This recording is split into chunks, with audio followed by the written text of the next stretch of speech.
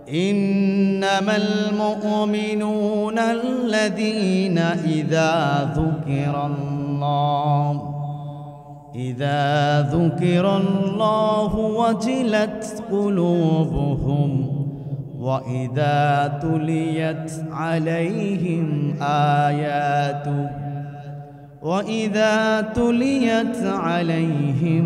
آياته زادتهم إيمانا وعلى ربهم يتوكلون আল্লাহ রাব্বুল আলামিন বলছেন সচ্চা ঈমানদার তো তারাই যারা কোরআনুল কারীম তেলাওয়াত করবে। তেলাওয়াত করলেই আল্লাহ সুবহানাহু ওয়া তাআলা তাদের ঈমানের পাওয়ারকে বাড়ায় দিবেন। যে ব্যক্তি কোরআনুল কারীমের তেলাওয়াত শ্রবণ করবেন আল্লাহ রাব্বুল আলামিন সেই ব্যক্তির ঈমানকে বাড়ায় দিবে, ঈমানের পাওয়ারকে বাড়ায় দিবেন। সুবহানাল্লাহ। আমার প্রিয় ভাইয়েরা, যে কোরআনুল কারীম তেলাওয়াত করবে, যে কোরআনুল কারীমের তেলাওয়াত শ্রবণ করবে আল্লাহ সুবহানাহু ওয়া তাআলা তার ঈমানকে বৃদ্ধি করে দিবে, ঈমানের পাওয়ারকে বাড়ায় দিবে। আমার প্রিয় ভাইয়েরা, আমার বন্ধুগণ, আকীদাতুত তাহাবীর মধ্যে এসেছে ইমাম তাহাবী রাহিমাহুল্লাহ তিনি বলেছেন ঈমান কারো বাড়েও না কারো কমেও না। আমার প্রিয় ভাইয়েরা, প্রতিটি মুমিন, প্রতিটা মুসলমানের ভিতরে ঈমান আছে। প্রতিটা মুমিনের, প্রতিটা মুসলমানের ভিতরে ঈমান আছে, কিন্তু কারো ঈমানের পাওয়ার মজবুত, আবার কারো ঈমানের পাওয়ার দুর্বল। আমার প্রিয় ভাইরা, আমার বন্ধুগণ, ঈমানের পাওয়ারটা কেমন? ইসলামকে পৃথিবীর জমিনে বাস্তবায়ন করবার জন্য অনেক ঈমানদার তারা শাহাদত বরণ করিয়েছেন। আবার অনেক ঈমানদার তারা ইসলামকে পৃথিবীর জমিনে, বাংলার জমিনে বাস্তবায়ন করবার জন্য তারা ঘর থেকে বের হয় নাই।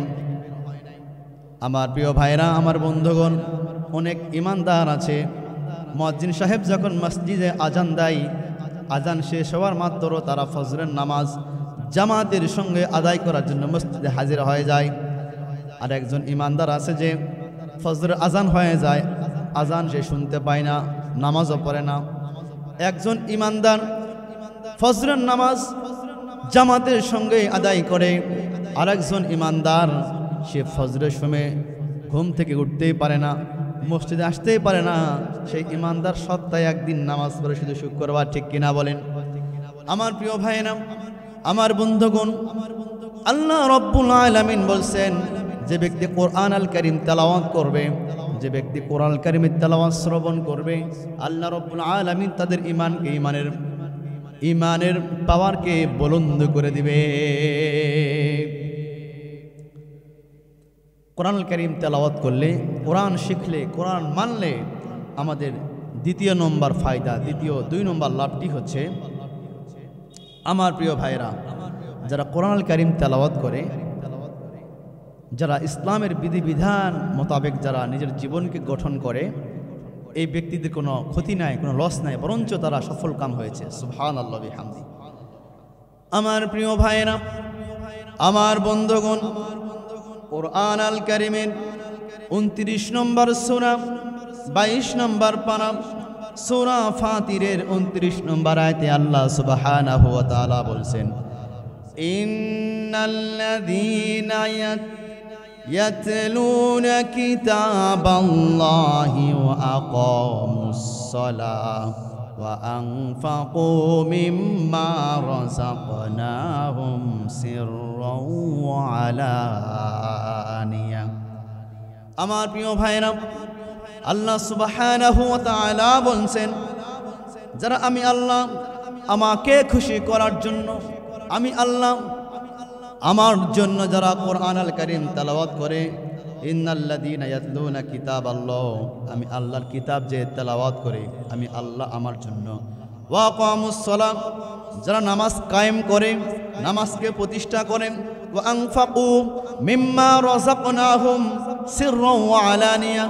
আল্লাহ রাব্বুল আলামিন বলছেন, আমি যে সম্পদ আমার বান্দাদেরকে দান করেছি, দিয়েছি। এই সম্পদ থেকে গোপনে অথবা প্রকাশ্যে যারা দান করবে, যাকাত দিবে, ওশর আদায় করবে, এই ব্যক্তিদের কোনো সময় লস হবে না, তাদের কোনো সময় ক্ষতি হবে না, বরঞ্চ তারা সফল কাম হয়েছে।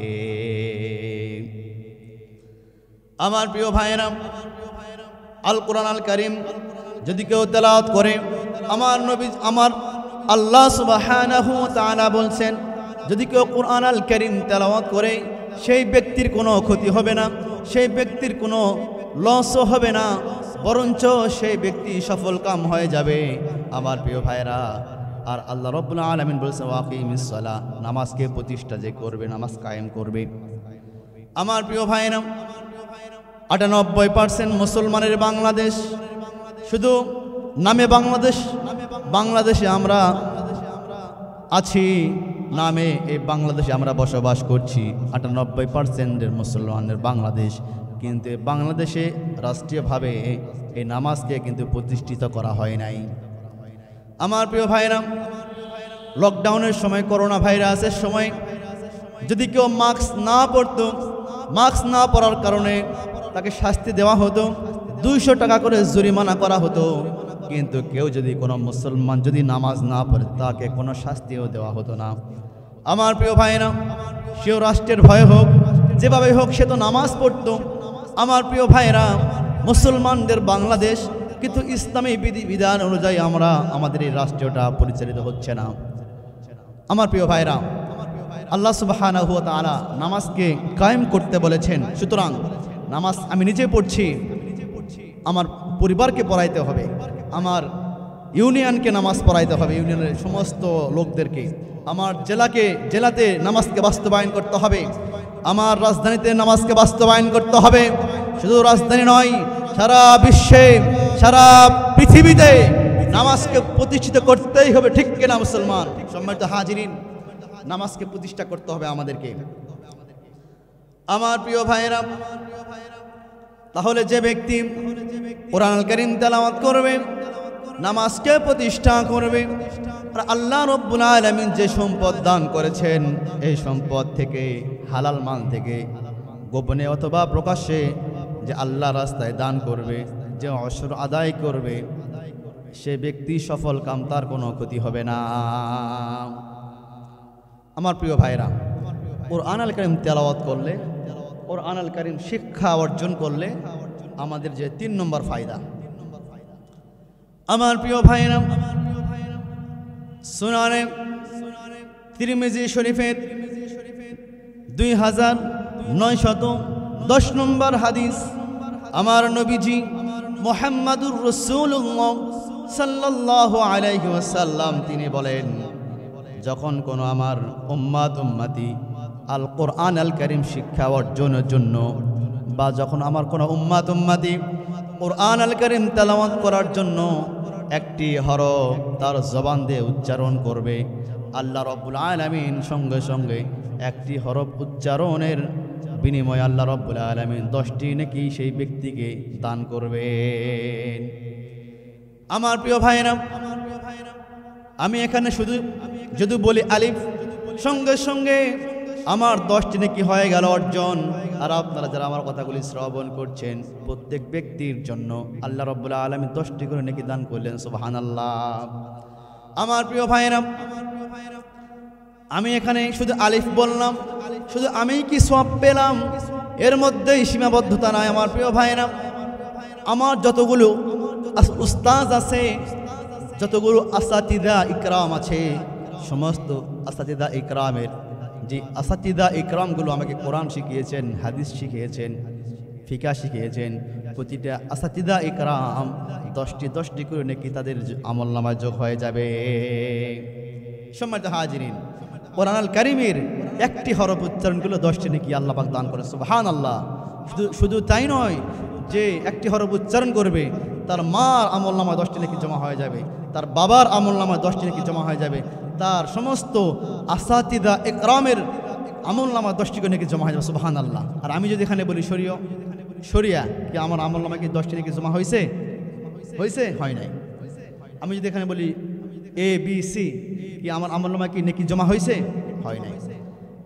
আমার প্রিয় ভাইয়েরা, এই জন্য 29 নম্বর পারা সূরা মুজাম্মিলের মধ্যে আল্লাহ রাব্বুল আলামিন বলছেন, আউসিদা আলাইহি ওয়া রাত্তিলিল কুরআনা তারতিলা।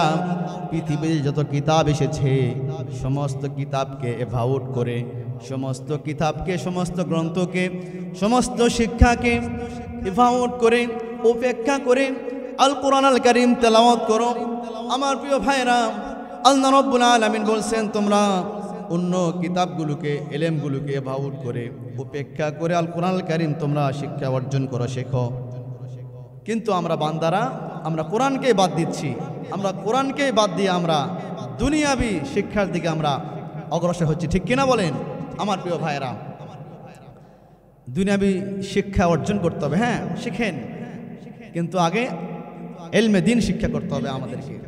আমার প্রিয় ভাইয়েরা, কোরআন আল কারীম এটি এমন একটি এলম, এই এলম দ্বারা আপনি আমি দুনিয়াতেও উপকৃত হব এবং উখরাবি জিন্দগিতেও আমরা সফল কাম হব। সম্মানিত হাজিরিন, কোরআন আল কারীম শিখলে, কোরআন আল কারীম মানলে আমাদের 4 নম্বর যে ফায়দা, আল্লাহ পাক আমাদেরকে 4 নম্বর ফায়দা দান করবেন। আমার প্রিয় ভাইরা, সুনানে ইবনে মাজার হাদিস 218 নম্বরতম হাদিস, হযরত ওমর রাদিয়াল্লাহু তাআলা আনহু, তিনি যখন রাষ্ট্রপতি ছিলেন, রাষ্ট্রের প্রধান যখন ছিলেন, ওমর রাদিয়াল্লাহু আনহু আমিরুল মুমিনিন, তিনি রাষ্ট্রের প্রধান ছিলেন। ওমর রাদিয়াল্লাহু তাআলা আনহু, ওমর রাদিয়াল্লাহু আনহু রাষ্ট্রপ্রধান ছিলেন। আর হযরত রাফে রাদিয়াল্লাহু তাআলা আনহু, তিনি সেই এলাকার এমপি ছিলেন। কি ছিলেন? এমপি ছিলেন। ওমর রাদিয়াল্লাহু তাআলা আনহু রাষ্ট্রপতি, হযরত রাফে রাদিয়াল্লাহু আনহু এমপি ছিলেন। এমপিকে বললেন, হে রাফে, তুমি তো এমপি হয়েছো এলাকার, তোমার উপর দায়িত্ব দেওয়া হলো, খিলাফত তোমাকে দেওয়া হলো, তোমার উপর দায়িত্ব দেওয়া হলো। এই অঞ্চলের জন্য, এলাকার জন্য একজন যোগ্য চেয়ারম্যান আমাদের জন্য দরকার। একটা যোগ্য চেয়ারম্যান তুমি নিযুক্ত করে দাও। হযরত রাফে রাদিয়াল্লাহু তাআলা আনহু, তিনি দীর্ঘ 6 মাস ধরে তালাশ করলেন যে যোগ্য ব্যক্তি কে আছে আমাদের এই এলাকায়, এই অঞ্চলে কে আছে যোগ্য ব্যক্তি, যে চেয়ারম্যান হওয়ার যোগ্যতা রাখে, এমন যোগ্য ব্যক্তি কে আছে। 6 মাস অতিক্রম হওয়ার পরে হযরত রাফে রাদিয়াল্লাহু তাআলা আনহু একজন ব্যক্তির খোঁজ পেলেন। একজন ব্যক্তির খোঁজ পেলেন, সেই ব্যক্তির পরিচয় হলো সে কৃতদাস, সে দাস, মানুষের বাড়িতে দাস থাকেন, সে বিক্রি হয়ে গিয়েছে দাস। আমার প্রিয় ভাইরা, তার নাম হলো ইবনে আবজা রাদিয়াল্লাহু তাআলা আনহু, সেও সাহাবী। ইবনে আবজাকে বলা হলো, ওহে ইবনে আবজা, আমি এমপি হয়েছি, রাফে আমি এমপি, আমি তোমাকে নিযুক্ত করলাম, তুমি আগামী কাল থেকে এই অঞ্চলের জন্য চেয়ারম্যান নিযুক্ত হয়ে গেলে। হযরত ইবনে আবজা রাদিয়াল্লাহু তাআলা আনহু বললেন, আমি তো দাস, কৃতদাস, আমার তো কোনো যোগ্যতা নাই, আমাকে কেন দায়িত্ব দিচ্ছেন? হযরত রাফে রাদিয়াল্লাহু আনহু কিছু বললেন না। ওমর রাদিয়াল্লাহু তাআলা আনহু আমিরুল মুমিনিন হযরত ওমর রাদিয়াল্লাহু তাআলা আনহুর দরবারে গেলেন। যাওয়ার পরে ওমর রাদিয়াল্লাহু আনহু হযরত এমপি রাফেকে বললেন, ওহে রাফে, তুমি তো এমপি, তুমি কেন ইবনে আবজাকে তুমি নিযুক্ত করলা চেয়ারম্যান হিসাবে? হযরত রাফে রাদিয়াল্লাহু আনহু বললেন, ইয়া আমিরুল মুমিনিন হযরত ওমর রাদিয়াল্লাহু তাআলা আনহু, আপনার এই সাহাবী, তার ঠিক সেই রকম কোনো যোগ্যতা নাই, তার কোনো ধন সম্পদ নাই, কোনো সম্ভ্রান্ত বংশীয় নয়, কোনো সম্ভ্রান্ত পরিবারেরও সে নয়। ইয়া আমিরুল মুমিনিন, তার কোনো যোগ্যতা নাই, তবে বিশেষ কয়েকটা যোগ্যতা আছে, 3টি যোগ্যতা আছে। আমিরুল মুমিনিন বললেন, কি কি যোগ্যতা একটু বলো। হযরত রাফে রাদিয়াল্লাহু তাআলা আনহু বললেন, আমিরুল মুমিনিন, 1 নম্বর যোগ্যতা, সে কোরআন আল কারীম সুন্দর করে তারতিল তাদবীর, সুন্দর করে সুস্পষ্ট ভাষায় কোরআন আল কারীম সে তেলাওয়াত করতে পারে। 1 নম্বর গুণ ইবনে আবজার গুণ, সে কোরআন তেলাওয়াত সুন্দর করে করতে পারে, 1 নম্বর গুণ, সুবহানাল্লাহ। 2য় নম্বর গুণ হচ্ছে, আমার প্রিয় ভাইয়েরা, আমার বন্ধুগণ, হযরত রাফে রাদিয়াল্লাহু তাআলা আনহু, তিনি কোরআনের অর্থ করতে পারতেন, কোরআনের অর্থ বুঝতেন, কোরআন বুঝতেন, হাদিস বুঝতেন।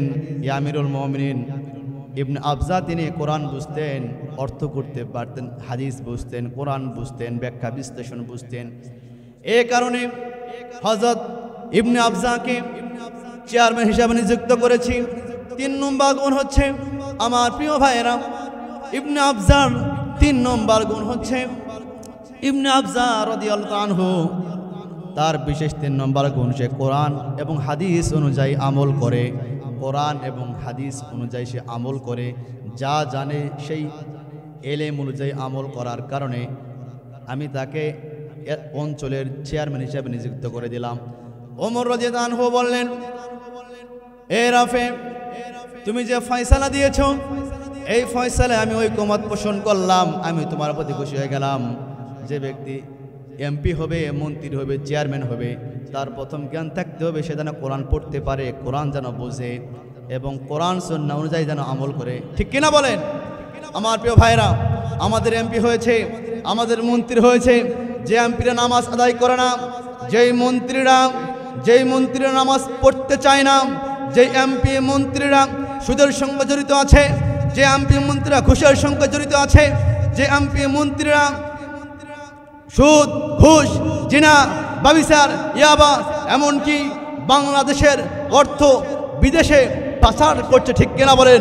আমার প্রিয় ভাইরা, এমন আমরা এমপি পেয়েছি, মন্ত্রী পেয়েছি যারা দাঁড়িয়ে রাখতে চায় না, কবিরা গুনার সঙ্গে জড়িত আছে। আমার প্রিয় ভাইরা, আল্লাহর জমিনে আল্লাহর কথা বলতে গেলে, আল্লাহর জমিনে আল্লাহর কথা বলতে গিয়ে গততে যে এমপি মন্ত্রীরা চেয়ারম্যান মেম্বারগুলি কোরআনের মাহফিলকে বন্ধ করে দিয়েছিল। ঠিক কিনা মুসলমান? আমার প্রিয় ভাইয়েরা, আমরা গততে শৈলাচারের সময়ে আমরা এমন মেম্বার পেয়েছি, চেয়ারম্যান পেয়েছি, এমপি পেয়েছি, মন্ত্রী পেয়েছি, কোরআনের কথা বলতে গেলে বাধা দিয়েছে, তাফসীর মাহফিল করতে গেলেই এই মাহফিলগুলিকে বন্ধ করে দিয়েছে। আপনারা সব জানেন। আমার প্রিয় ভাইরা, নবী করিম সাল্লাল্লাহু আলাইহি ওয়াসাল্লামের যুগে, সাহাবা আজমাইনদের যুগে যে কোরআন পড়তে পারত, যে কোরআন বুঝতো, কোরআন অনুযায়ী আমল করত, তার মান সম্মান কিন্তু আকাশচম্বী ছিল। যে কোরআন বোঝে না, যে কোরআন মোতাবেক আমল করে না, ওই ব্যক্তির দাম বর্তমান বাংলাদেশে, পৃথিবীতে সুউচ্চ হয়ে গিয়েছে। যারা কোরআন বোঝে, যারা সুন্নাত বোঝে, কোরআন সুন্নাহ অনুযায়ী যারা আমল করে, এই ব্যক্তিগুলোর বর্তমান বাংলাদেশে খুব একটা দাম নাই। আমার প্রিয় ভাইরা, ইবনে আবজা রাদিয়াল্লাহু আনহুকে নিযুক্ত করা হলো কারণ সে কোরআন পড়তে পারে সুন্দর করে, সে কোরআনের তাফসীর বোঝে, যে কোরআন সুন্নাহ অনুযায়ী সে আমল করার কারণে আল্লাহ পাক তার সম্মান, মান, মর্যাদা, সম্মানকে আকাশচম্বী করে দিয়েছে। সুবহানাল্লাহ। আমার প্রিয় ভাইরা, 5 নম্বর, যদি কেউ কোরআন আল কারীমের শিক্ষা অর্জন করে তার কি ফায়দা? নবী করিম সাল্লাল্লাহু আলাইহি সাল্লাম বলছে, যদি কোনো ব্যক্তি কোরআনের হাফেজ হয়, কোরআনকে হিফজ করে 30 পারা, আমার নবীজি বলছেন সে ব্যক্তি 10 জন জাহান্নামীকে, যাদের উপরে জাহান্নাম ওয়াজিব হয়ে গিয়েছে, এরকম 10 জন ব্যক্তিকে সে জান্নাতে ঢুকাইতে পারবে। সুবহানাল্লাহ। আমার প্রিয় ভাইয়েরা, আমার বন্ধুগণ, আমার নবীজি মুহাম্মাদুর রাসূলুল্লাহ সাল্লাল্লাহু আলাইহি ওয়াসাল্লাম বলেছেন, যে ব্যক্তি কোরআন আল কারীম মুখস্থ করেছে, যে কোরআন আল কারীমের হাফেজ হয়েছে পরিপূর্ণভাবে, সে ব্যক্তি কিয়ামতের ময়দানে এমন একটা ক্ষমতা দেওয়া হবে, সেই ব্যক্তিকে বলা হবে, ও হে হাফেজে কোরআন, জাহান্নামের মধ্যে যে ব্যক্তিগুলো আছে, ওই ব্যক্তিগুলোর থেকে যে কোনো 10 জন ব্যক্তি তুমি উঠে নিয়ে জান্নাতের মধ্যে প্রবেশ করো। সুবহানাল্লাহ। হাফেজ হয়, আল্লাহ রাব্বুল আলামিন সেই ব্যক্তিকে এমন মর্যাদা দান করবেন। সুবহানাল্লাহ।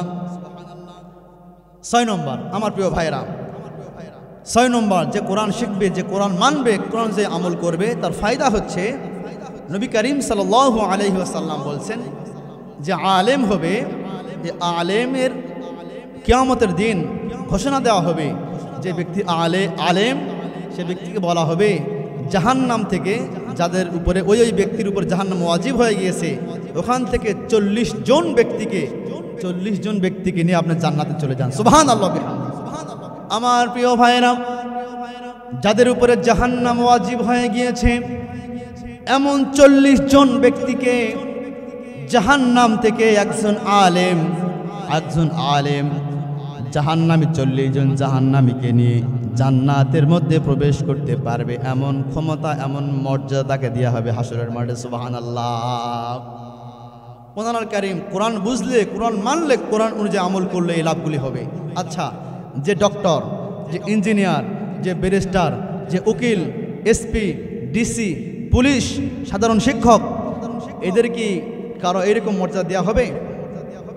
এদেরকে এরকম মর্যাদা দেওয়া হবে না। শুধুমাত্র যারা হাফেজে কোরআন, যারা আলেম, এদেরকে এমন পাওয়ার দেওয়া হবে, এমন মর্যাদা দান করা হবে। সুবহানাল্লাহ বিহামদিহি। 7 নম্বর, আমার প্রিয় ভাইরা, যে কোরআন শেখে এবং অন্যকে কোরআনুল কারীম শেখাবে, নবী করিম সাল্লাল্লাহু আলাইহি ওয়াসাল্লাম তাকে সুখবর দিয়েছেন। সুবহানাল্লাহ। যে কোরআন শিখবে এবং যে অন্যকে কোরআন শেখাবে, এই ব্যক্তিকে আল্লাহ রাসূল সাল্লাল্লাহু আলাইহি ওয়াসাল্লাম তিনি সুখবর দিয়েছেন। আমার প্রিয় ভাইয়েরা, সুনানে তিরমিজির হাদিস 2909 নম্বর হাদিস, ক্বালান নবিয়্যু সাল্লাল্লাহু আলাইহি ওয়াসাল্লাম খায়রুকুম মান তাআল্লামাল কুরআন ওয়া আল্লামা। আমার নবীজি মুহাম্মদ সাল্লাল্লাহু আলাইহি ওয়াসাল্লাম তিনি বলেছেন, যে ব্যক্তি কোরআন আল কারীমের শিক্ষা অর্জন করলো এবং অন্যকে শিক্ষা দান করলো, সে ব্যক্তি সারা পৃথিবীর মধ্যে সর্বশ্রেষ্ঠ ব্যক্তি। সুবহানাল্লাহ। আমার নবীজি কিন্তু বলেন নাই যে ডিসি হবে, যে এসপি হবে, যে ম্যাজিস্ট্রেট হবে, যে বিসিএস ক্যাডার হবে, সে সারা পৃথিবীর মধ্যে সর্বশ্রেষ্ঠ ব্যক্তি। আমার নবী কিন্তু এমন কোনো কথা বলে নাই। আমার নবীজি মুহাম্মদ সাল্লাল্লাহু আলাইহি ওয়াসাল্লাম বলেছে, যে কোরআন শিখবে, অন্যকে শেখাবে, এই ব্যক্তি হলো সারা পৃথিবীর সর্বশ্রেষ্ঠ ব্যক্তি। সুবহানাল্লাহ। সারা পৃথিবীর সর্বশ্রেষ্ঠ ব্যক্তি হচ্ছে যে কোরআন শিখবে, অন্যকে শেখাবে। কিন্তু এখানে ডিসি, এসপি, মন্ত্রী, কোনো শিক্ষা অফিসার, কারো কথা কি বলা হয়েছে? হয় নাই, কারো কথা বলা হয় নাই। আমার প্রিয় ভাইরা, যদিও বা আমাদের সমাজের দাম নাই, আমাদের রাষ্ট্রের দাম নাই, কিন্তু নবীর কাছে দাম আছে, সাহাবা ইকরামের কাছে দাম আছে, মাযহাবের ইমামদের কাছে দাম আছে, আল্লাহর কাছে দাম আছে। সুবহানাল্লাহ। সম্মানিত হাজিরিন, 7 নম্বর, সম্মানিত হাজিরিন, 8 নম্বর হচ্ছে যে কোরআনুল কারীম শিক্ষা অর্জন করলে যে ফায়দা আল্লাহ পাক আমাদেরকে দান করবেন। আমার প্রিয় ভাইরা, মুসলিম শরীফের 796তম হাদিস, আমার নবীজি মুহাম্মাদুর রাসূলুল্লাহ সাল্লাল্লাহু আলাইহি ওয়াসাল্লাম তিনি বলেছেন, একজন ব্যক্তি কোরআনুল কারীম যদি তেলাওয়াত করে, একজন ব্যক্তি যখন কোরআনুল কারীম তেলাওয়াত করবে, যদিও বা সেই ব্যক্তির কাছে কোনো মানুষ তার কোরআন তেলাওয়াত শুনতেছে না, যদি কোনো মানুষ না শুনে, তাহলে আমার প্রিয় ভাইরা, আশেপাশে যত গাছপালা আছে, এই গাছপালাগুলি তার কোরআনুল কারীম তেলাওয়াত শুনবে। যদি কোনো গাছপালাও সেখানে না থাকে, তবে আল্লাহ রব্বুল আলামিন শত শত ফেরেশতা সেখানে নিযুক্ত করবেন, আর শত শত ফেরেশতা সেই ব্যক্তির কোরআনুল কারীমের তেলাওয়াত শ্রবণ করবে। সুবহানাল্লাহ। যে ব্যক্তি কোরআনুল কারীম তেলাওয়াত করবে, তার কোরআনুল কারীম তেলাওয়াত মানুষ শুনবে। যদি মানুষ সেখানে না থাকে, গাছপালা, জীবগুলো তার কোরআনুল কারীম তেলাওয়াত শুনবে। যদি সেখানে কোনো জীবও না থাকে, তাহলে আল্লাহ পাক শত শত ফেরেশতা সেখানে নিযুক্ত করবেন, আর সমস্ত ফেরেশতা কোরআনুল কারীমের তেলাওয়াত শ্রবণ করবে। সুবহানাল্লাহ বিহামদিহি। আর যত ফেরেশতা কোরআনুল কারীম এর তেলাওয়াত শ্রবণ করবে, এই সমস্ত সওয়াব যে ব্যক্তি কোরআনুল কারীম তেলাওয়াত করছে তার আমলনামায় যোগ করে দেওয়া হয়। সুবহানাল্লাহ বিহামদিহি। 9 নম্বর, আমার প্রিয় ভাইরা, সন্তানকে কোরআন শিখালে আমাদের কি ফায়দা? আমার প্রিয় ভাইরা, আপনাদের সন্তানগুলোকে কোরআন শেখাবেন, আপনাদের সন্তানগুলোকে হাদিসের দর্স দিবেন, হাদিস শেখাবেন, আপনাদের সন্তানগুলোকে কোরআন সুন্নাহর ইলম দান করবেন। শুধু মাথায় দিলে হবে না, কোরআন সুন্নাহর ইলম অন্তরের মধ্যে ঢুকায় দিতে হবে। আমার প্রিয় ভাইরা, কোরআন শিখলে কি ফায়দা? কোরআন শিখলে কি লাভ? আমার প্রিয় ভাইরা, সিরিয়ার একটি ঘটনা মনে পড়ে গেল। আমার প্রিয় ভাইরা, সিরিয়াতে একজন বুজুর্গ ছিল, আল্লাহর ওলি বুজুর্গ। সে ব্যক্তি কোনো জায়গায় সফরে যদি যাইতেন, তার বাড়ির পাশে একটি গুরুস্থান রয়েছে। এই গুরুস্থানে সে সওয়াব রেসানি করতেন, সূরা ফাতিহা পড়তেন, সূরা ইখলাস পড়তেন, দুরূদ শরীফ পড়তেন, বিভিন্ন তাসবিহ তাহলিল পড়ে এই সওয়াব রেসানি করে এরপর সে সফরে বের হতেন। আবার সে আল্লাহর ওলি বুজুর্গ সফর থেকে বাসায় ফেরার পথে তার বাড়ির সামনে যে কবরস্থান আছে সেখানে আবার সওয়াব রেসানি করে আবার বাড়িতে ঢুকতেন, বাসায় ঢুকতেন। আমার প্রিয় ভাইরা, দীর্ঘদিন চলে গেল।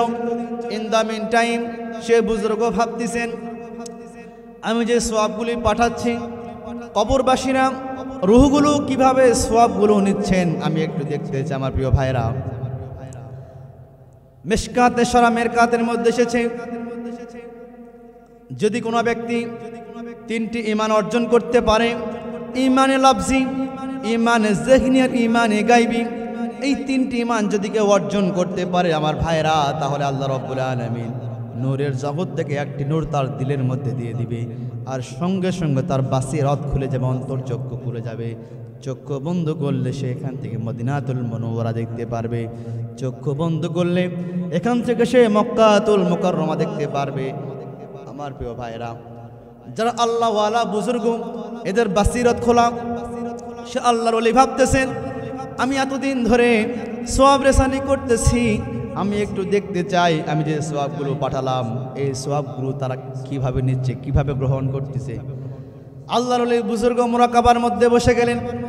মুরাকাবার মধ্যে বসে যাওয়ার পরে আমার প্রিয় ভাইরা, সে দেখতেছেন ওই কবরস্থানের মধ্যে যত মাইয়েত সাহিত্য আছে সমস্ত মাইয়েতগুলো সওয়াব নেওয়ার জন্য লাইন দিয়ে দাঁড়িয়ে গিয়েছে।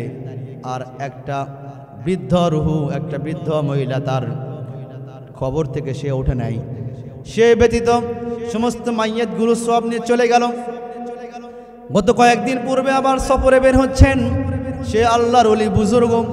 সফরে বের হওয়ার সময় আবার সওয়াব রেসানি করতেছেন। আবার সওয়াব রেসানি করার পরে মুরাকাবায় বসে গেলেন। মুরাকাবায় বসার পরে দেখতেছেন যে গতদিনের মতো আজকেও সমস্ত মাইয়েতগুলো সওয়াব নেওয়ার জন্য লাইন দিয়ে দাঁড়িয়ে গিয়েছে, কিন্তু ওই বৃদ্ধা মহিলা সে তার কবর থেকে এখনো সওয়াব নেওয়ার জন্য ওঠে নাই। সে সফরে চলে গেলেন, আবার সফর তো বাসায় ফিরলেন, আবার সওয়াব রেসানি করলেন। সওয়াব রেসানি করার পরে মুরাকাবায় বসে গেলেন, দেখতে পাইলেন আমার প্রিয় ভাইরা আজকে সমস্ত সেই গোরস্থানের সমস্ত রুহগুলো মাইয়েতগুলো দাঁড়িয়ে গিয়েছে সওয়াব নেওয়ার জন্য। আর সবার পিছনে দেখতে পাইলেন ওই মহিলাও সওয়াব নেওয়ার জন্য দাঁড়িয়ে গিয়েছে। মহিলাকে প্রশ্ন করা হলো, এতদিন পর্যন্ত আমি সওয়াব রেসানি করলাম, আপনি সওয়াব নেওয়ার জন্য লাইনে দাঁড়াননি, সওয়াব নেওয়ার জন্য আপনি আপনার স্থান থেকে ওঠেন নাই, কিন্তু আজকে কেন উঠলেন? আমি জানতে চাই এতদিন পর্যন্ত আপনি সওয়াব নেওয়ার জন্য আসেন নাই, কিন্তু আজকে সওয়াবের জন্য কেন মহতাজ হয়েছে আমি জানতে চাই। ওই বৃদ্ধা মহিলা বললেন, অবশ্যই আপনি একজন আল্লাহওয়ালা বুজুর্গ, আপনি একজন বুজুর্গ আল্লাহর মাহবুব বান্দা, আপনি এতদিন ধরে সওয়াব রেসানি করেছেন, আমি আপনার সওয়াবের দিকে মহতাজ হই নাই।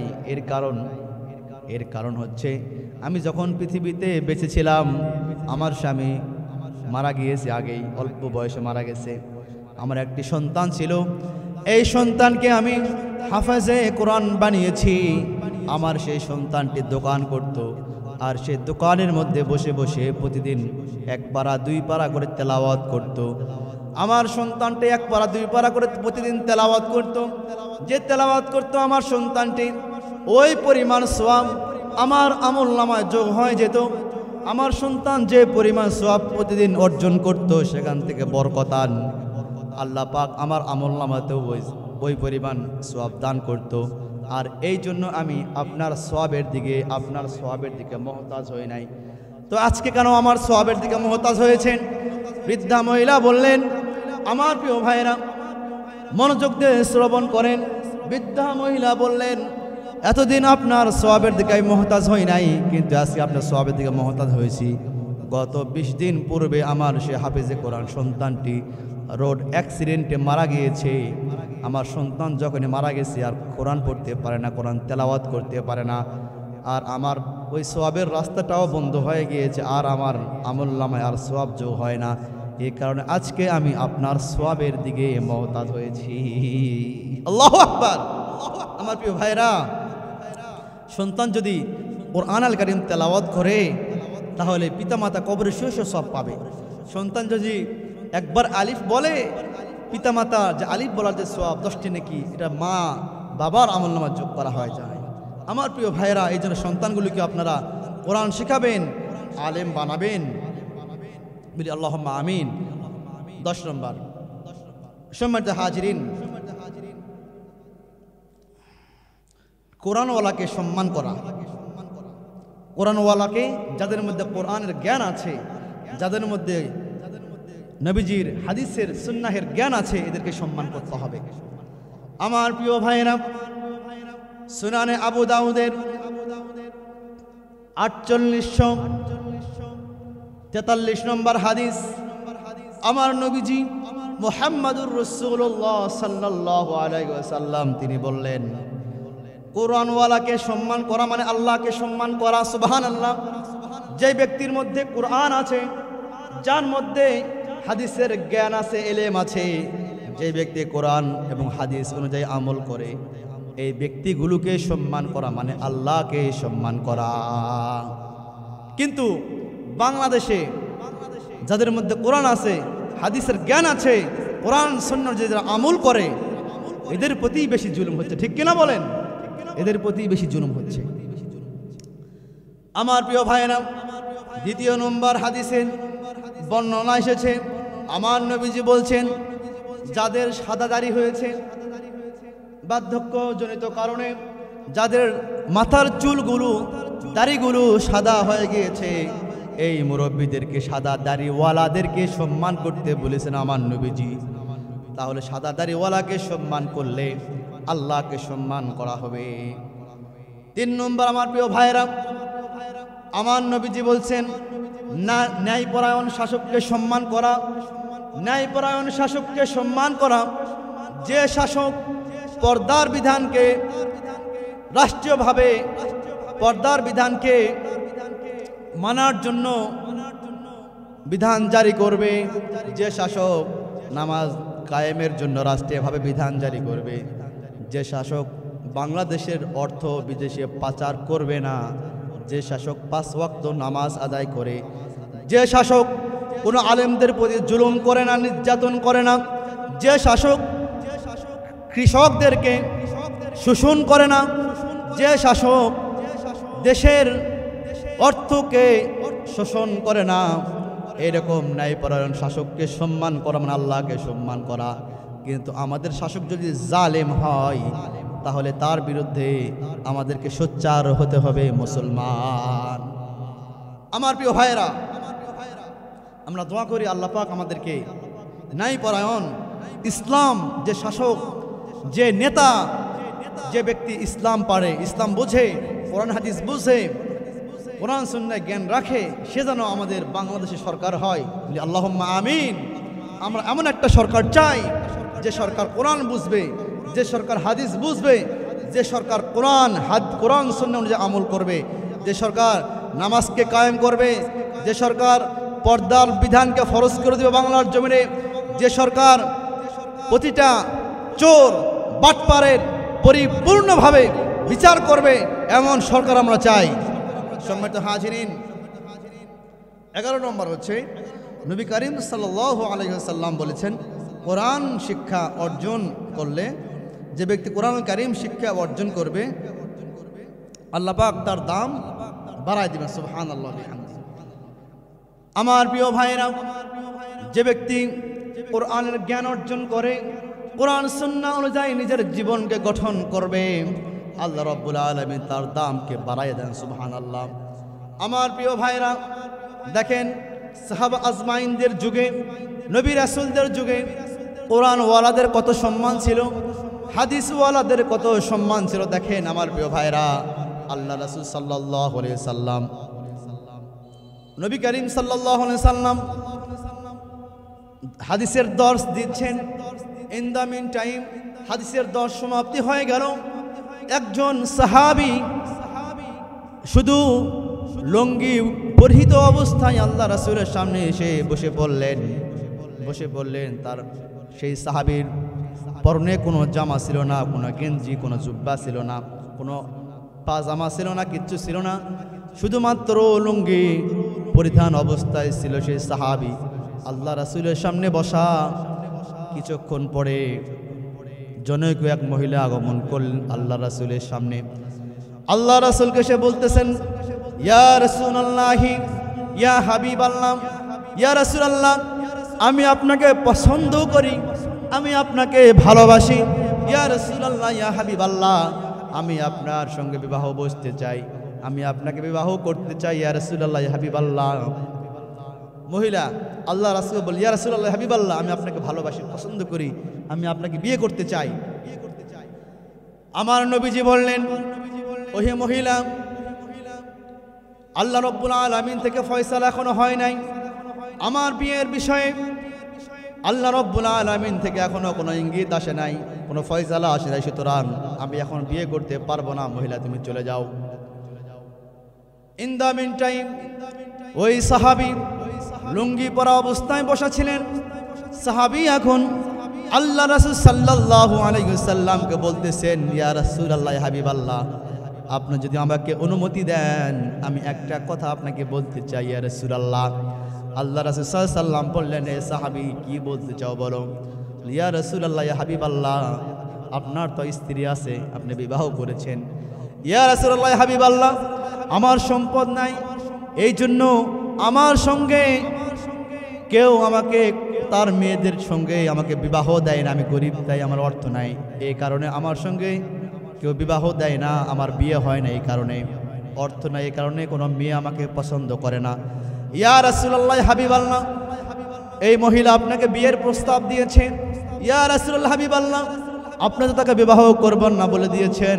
ইয়া রাসূলুল্লাহ, আপনি যদি অনুমতি দেন আমি ওই মহিলাকে বিবাহ করতে চাই। নবী কারীম সাল্লাল্লাহু আলাইহি ওয়াসাল্লাম মুচকি হাসি দিলেন। আল্লাহ রাসূল সাল্লাল্লাহু আলাইহি ওয়াসাল্লাম বললেন, আচ্ছা তুমি যে বিবাহ করতে চাচ্ছ, তুমি কি মোহরানা আছে তোমার কাছে?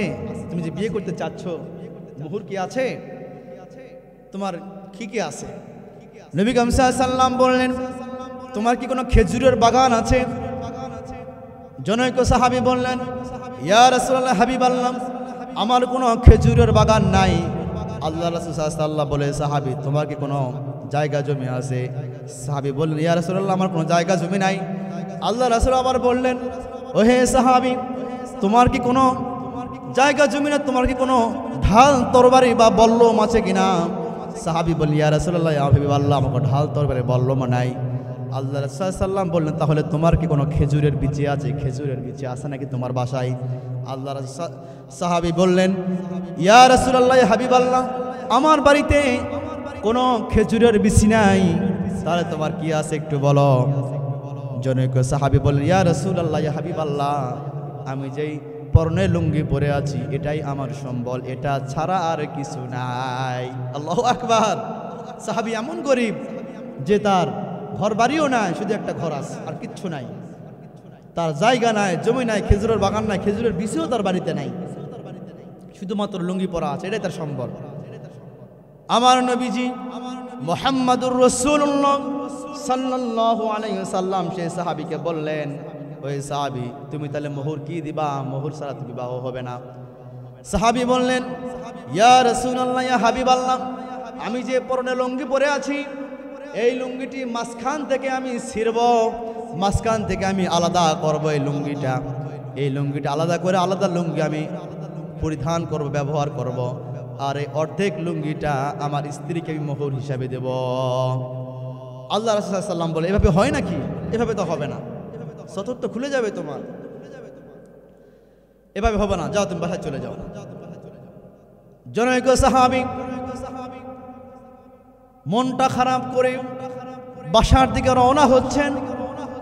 ইন দ্য মিন টাইম আমার নবীজি মুহাম্মাদুর রাসূলুল্লাহ সাল্লাল্লাহু আলাইহি ওয়াসাল্লাম তিনি ওই সাহাবীকে বললেন, সাহাবী, তুমি শোনো, তুমি কি কোরআন আল কারীম তেলাওয়াত করতে পারো? আল্লাহ রাসূল সাল্লাম বললেন ওই সাহাবীকে, সাহাবী তুমি কি কোরআন আল কারীম তেলাওয়াত করতে পারো? সাহাবী বললেন, ইয়া রাসূলুল্লাহ, হাবিবাল্লাহ, আমি কোরআন আল কারীম তেলাওয়াত করতে পারি। আল্লাহ রাসূল সাল্লাম বললেন, তাহলে তোমার তো মুহরনা তো আছেই। সাহাবী অবাক হয়ে গেল, ইয়া রাসূলুল্লাহ, আমার কি মুহরনা আছে? আল্লাহ রাসূল সাল্লাম বললেন, তুমি তোমার স্ত্রীকে, তোমার আহলিয়াকে প্রতিদিন একটি করে সূরা বা একটি করে আয়াত তুমি শিখাবা, এটাই তোমার জন্য তোমার বিয়ের মোহর হয়ে যাবে। সুবহানাল্লাহ বিহামদিহি। আমার প্রিয় ভাইরা, তাহলে দেখেন কোরআন আল কারীম শিখলে, অর্জন করলে, নবী রাসূলদের সময়ে সাহাবা আজমাইনদের ওই যুগে কত তার মর্যাদা ছিল। কিন্তু বর্তমান যুগে কেমন হয়, মানুষ কোরআন শরীফ শিখতেই চায় না, এত অনীহা এসে গিয়েছে। আমার প্রিয় ভাইরা, 98% মুসলমানদের দেশে যারা বিসিএস ক্যাডার যারা হয়, এদের বেশিরভাগই কোরআন আল কারীম পড়তে পারে না। যারা বিসিএস ক্যাডার যারা হয়, সূরা ইয়াসিন বলতে পারবে না মুখস্থ, সূরা ফাতিহা বেশিরভাগ সূরা ফাতিহা শুদ্ধ করে বলতে পারে না। এটা একটা লজ্জার বিষয়, অপমানের বিষয়। তা হচ্ছে বাংলাদেশ 98% মুসলমানদের দেশে পড়াশোনা শেষ করলে একজন ব্যক্তি সে কোরআন পড়তে পারে না। এ কেমন শিক্ষা বাংলার জমিনে? বাংলাদেশে কেমন শিক্ষা? একজন বাংলাদেশের অঙ্গনে বাংলাদেশের সমস্ত লেখাপড়া পড়াশোনা শেষ করলো, কিন্তু সে সূরা ফাতিহা সহি শুদ্ধ করে পড়তে পারে না। আমার প্রিয় ভাইরা, আমার দেশের সরকারের কাছে আমার একটা আহ্বান বা অনুরোধ থাকবে, যারা বিসিএস ক্যাডার হবে সর্বনিম্ন 5 পারা মুখস্থ থাকতে হবে। কোরআন আল কারীম থেকে 5 পারা মুখস্থ থাকতে হবে। মৌখিক যে ভাইবা হয় সেখানে এই 5 পারার মধ্যে ভাইবা নিতে হবে। আজকে স্কুল কলেজ ভার্সিটিতে আজকে যারা বিসিএস ক্যাডার হচ্ছে, আরবি এদের কোনো সাবজেক্ট নাই। সাবজেক্টগুলো না থাকার কারণে আজকে কোরআনের প্রতি, হাদিস শিক্ষার প্রতি তারা অনীহা হচ্ছে। ঠিক কিনা বলেন? আমার প্রিয় ভাইরা, কোরআন আল কারীমের শিক্ষা অর্জন করতে হবে। কোরআন আল কারীম শিক্ষা অর্জন করলে সাহাবা আজমাইনদের সময় তার দাম ছিল, নবী রাসূলদের সময়ে তার দাম ছিল। সাহাবায়ে কেরামের সময় মুসলমান ছিল, ইমানদার ছিল, মুমিন ছিল। নবী রাসূলদের সময় মুমিন ছিল, মুমিন ছিল, ইমানদার ছিল, মুসলমান ছিল। কিন্তু বর্তমান বাংলাদেশেও ইমানদার আছে, মুমিন আছে, মুসলমান আছে, কিন্তু সেই আগের সময় যে মূল্য দিত আলেম ওলামাদেরকে, বর্তমান সেই মূল্য দিচ্ছে না, পাচ্ছি না আমরা। আগের সময়ে যে বিধিবিধানগুলো ছিল রাষ্ট্রীয়ভাবে ইসলামিক বিধিবিধান, বর্তমান সময়ে এই বিধিবিধান থেকে আমরা মাহরুম, বঞ্চিত হয়ে যাচ্ছি। আমার প্রিয় ভাইয়েরা, বাংলার জমিনে খিলাফতকে প্রতিষ্ঠা করতে হবে, বাংলার জমিনে কোরআনের রাজ কায়েম করতে হবে। আমার প্রিয় ভাইয়েরা, কোরআন অনুযায়ী নিজেকে বাস্তবায়ন হতে হবে, কোরআন সুন্নাহ অনুযায়ী পরিবারকে বাস্তবায়ন করতে হবে, কোরআন সুন্নাহ অনুযায়ী নিজের ইউনিয়নকে বাস্তবায়ন করতে হবে, কোরআন সুন্নাহ অনুযায়ী নিজের জেলাকে বাস্তবায়ন করতে হবে, কোরআন সুন্নাহ অনুযায়ী বিভাগকে বাস্তবায়ন করতে হবে, কোরআন সুন্নাহ অনুযায়ী রাজধানীকে বাস্তবায়ন করতে হবে, কোরআন সুন্নাহ অনুযায়ী নিজের জেলাকে, নিজের দেশকে পুরাপুরিভাবে বাস্তবায়ন করতে হবে। বলি আমিন। আমার প্রিয় ভাইরা, কোরআন সুন্নাহ আমাদেরকে বাস্তবায়ন করতে হবে।